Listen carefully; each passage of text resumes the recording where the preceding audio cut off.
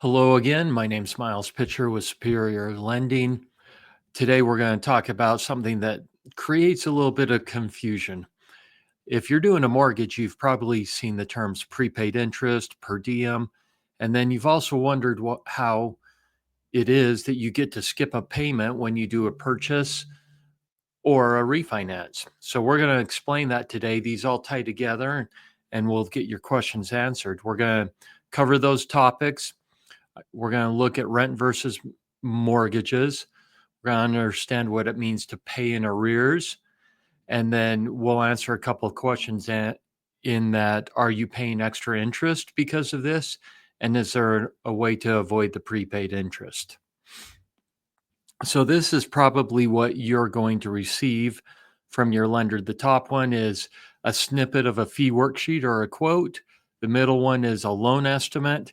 And then as you get near closing, you're going to see the bottom one, a closing disclosure. And each of these you will notice has a prepaid interest line. There's a dollar amount per day in there, and that's what's known as a per diem. And then it's totaled up.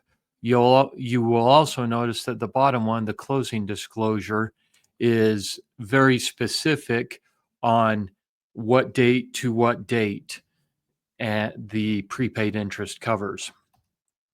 So first of all, per diem means it's Latin for per day, and that's how much interest per day. So obviously this is based on the interest rate and your loan balance. And then it's divided out by 365 days, and that gets your per diem.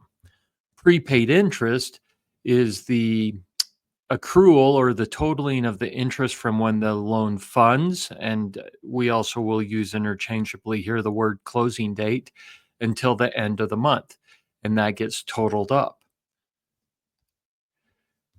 Now, when we are dealing with a fee worksheet, a quote, a loan estimate, we're using an estimated closing funding date. And as I pointed out to you already earlier, when you get a closing disclosure, it's going to have the actual closing date on there. Again, here's that same,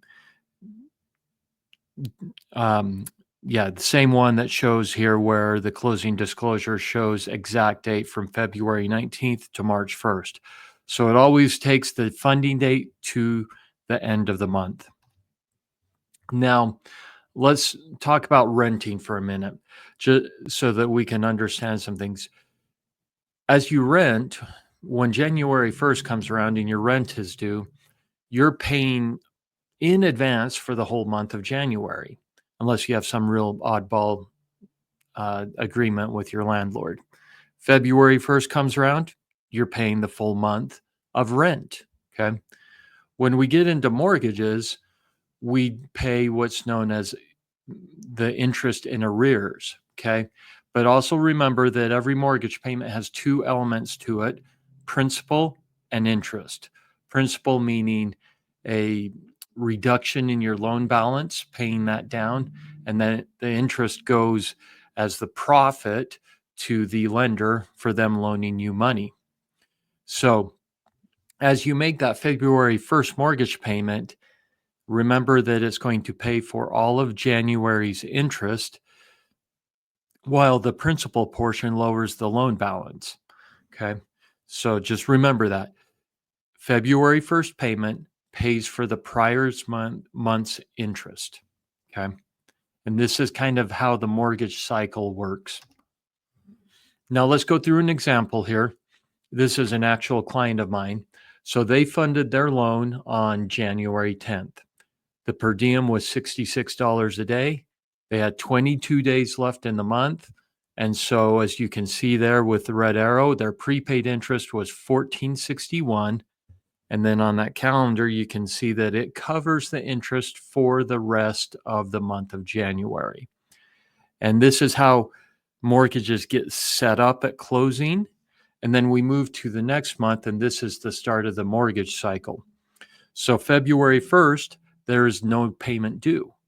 Why is this? It's because the interest has already been paid in arrears. The January interest that is due has already been paid at closing.